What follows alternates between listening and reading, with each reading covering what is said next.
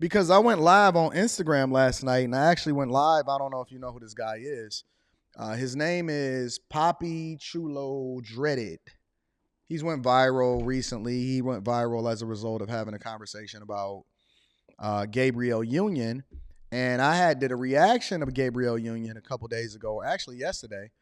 And he did a video on Instagram where he basically was talking about how Gabrielle Union shouldn't be feeling this type of way, and Dwayne Wade should be paying all of the bills.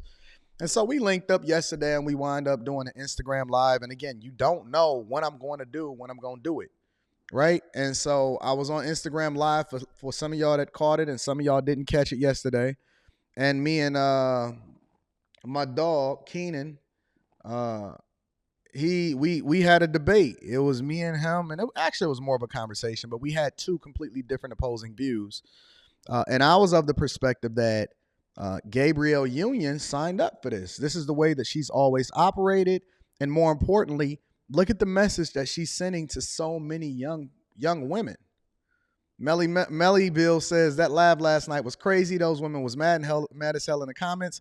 I'm the same way I am on YouTube, and the same way I am on Instagram, the same way I am on Twitter, and the same way I am here.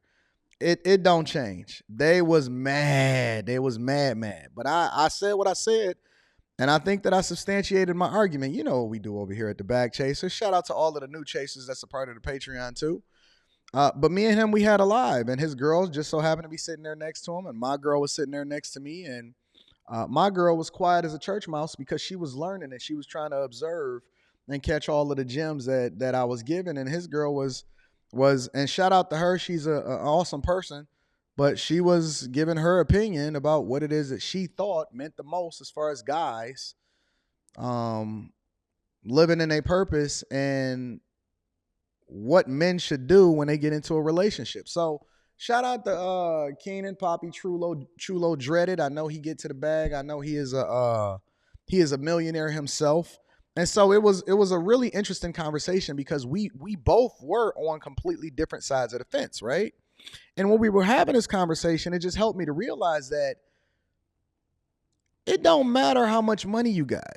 It really don't matter what your socioeconomic status is in life. It doesn't matter what your perspective is. It doesn't matter any of that. Shout out to Brock. I'm going to read that shortly. The reality is that most people think the way that they think, regardless of how much money they have. And when you get resources, you often at times become more of who you are. Now, I'm only speaking in reference to the subject that we was talking about, right? And he was trying to help me to understand that men have a duress mindset when they go into a relationship. And I'm sure that somebody screen recorded it. Y'all probably see it somewhere or whatever. We was just having a conversation, but it was interesting. There was a lot of people in there, right? And he was trying to convince me that men that go into a relationship or get into a marriage, even if you are already successful, he is cool people. He seemed to be cool people. Even if you are already successful, should not go into it with a prenuptial agreement. And I absolutely, positively, 100% disagree with that. Positively 100% disagree with that. I don't have that level of faith. I don't have that level of faith. I'm going to be honest with you, because I believe that God has given us good sense, and any man that has built up an empire and is willing to risk it on the possibility of a woman taking half is wild. I don't even believe that a man can build that type of empire with that type of mentality, because those type of men don't take those type of risks, do they? In 2023?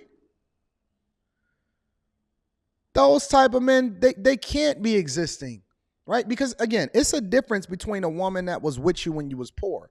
If you get married when you're young and you poor, you don't even have anything in the first place to get a prenuptial agreement for.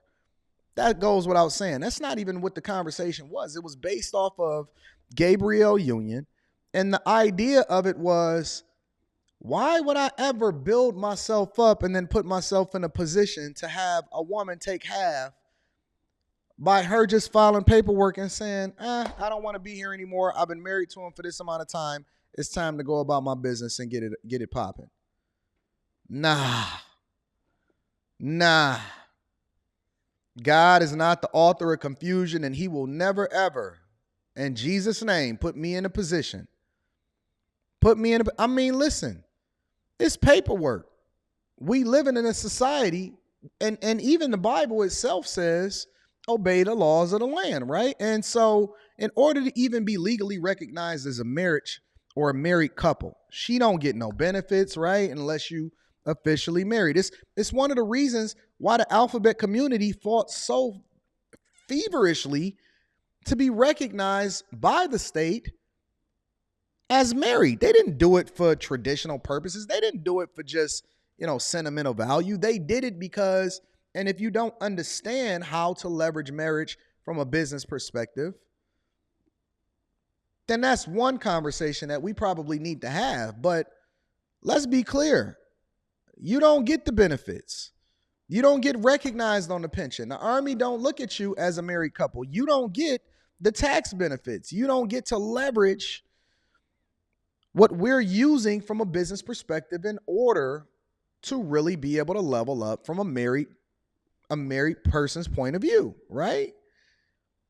And so from a business perspective, if you go into anything, think about it like this. The most important thing that you will ever do in your life, the most financially impactful thing that you will ever do in your life, the biggest decision that you will ever make in your entire life is not what job field you decide to go into, is not how many kids that you're going to have, is not how much you can network, it's not whether or not you start a YouTube channel.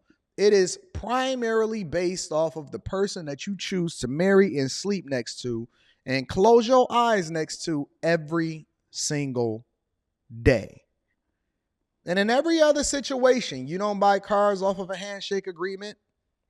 You don't create LLCs just off of a handshake agreement. You don't go into it with your eyes wide shut, right? You need to sign the paperwork. They make sure that you do the terms and conditions and read them or the initial next to them.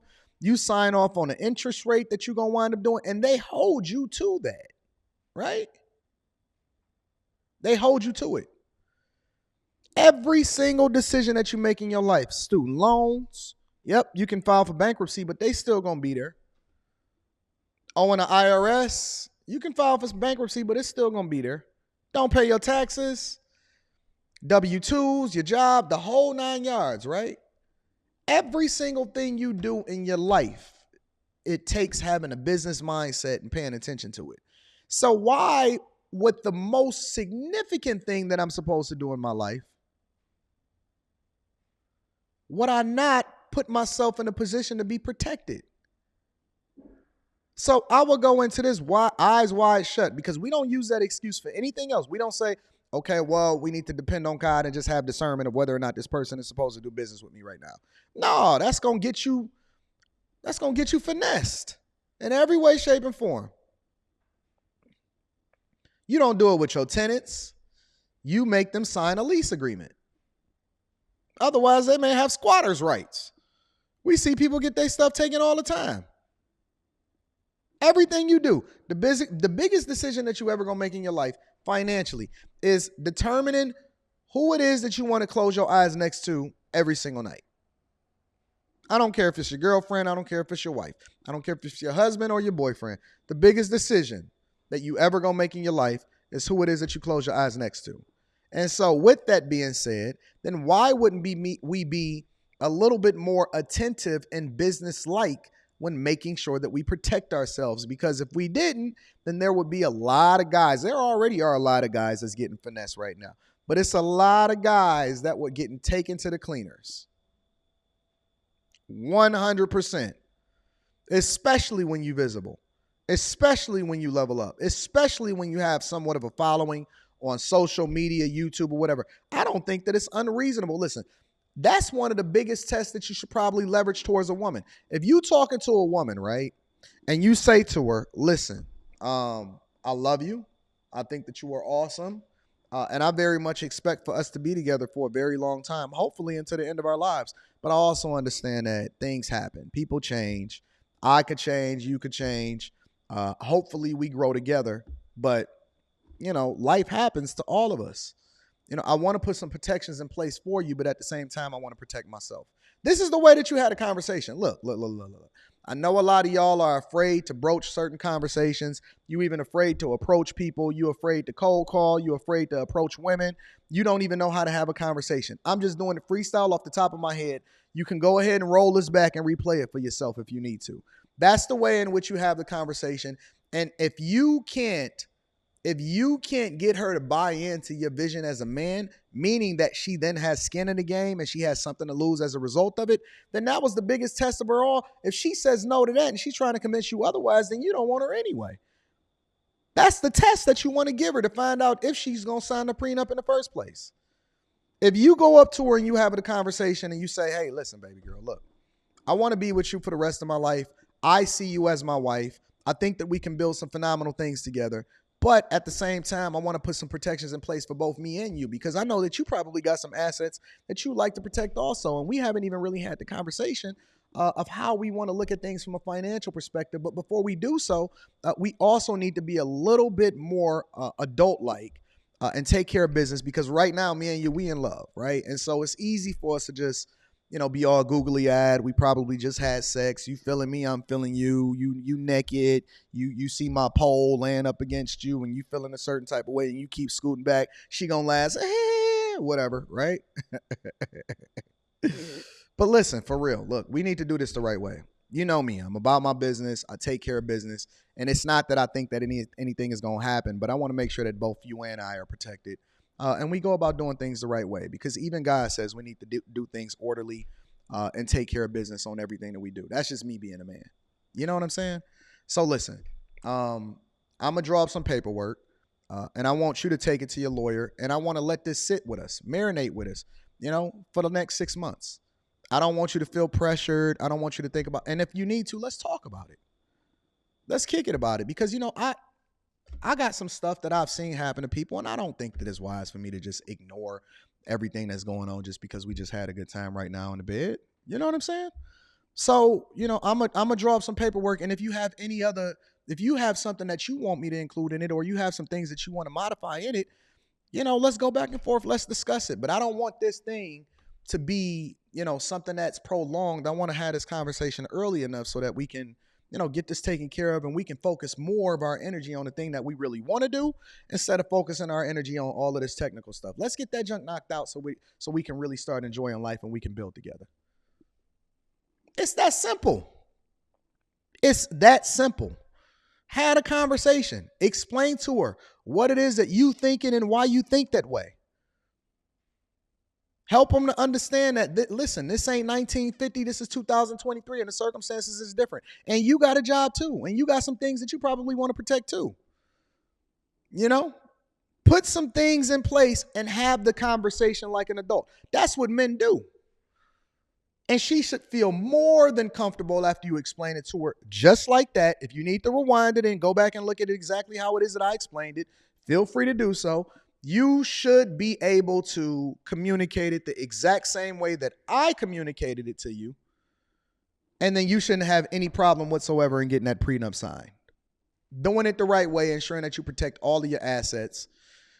You might have kids that you want to leave something to, and she may not like it. You don't know. You don't know. You have no clue. And everybody should be adult enough to understand and have the conversation and make an informed decision, especially if you are already successful before she met you. You don't know what her past is. You don't know what's going to pop up. You don't know what. You have no clue whatsoever. You have to be very, very wise and smart as a man. And as a married man, as a person that's got it out the mud and has been married for almost 2 decades, I'm telling you that you need to specifically, intentionally have the conversation and protect yourself. Goes for both men and women, because women got assets too. Stop looking at it just from one perspective. All right? I think that that's the mature way to have it.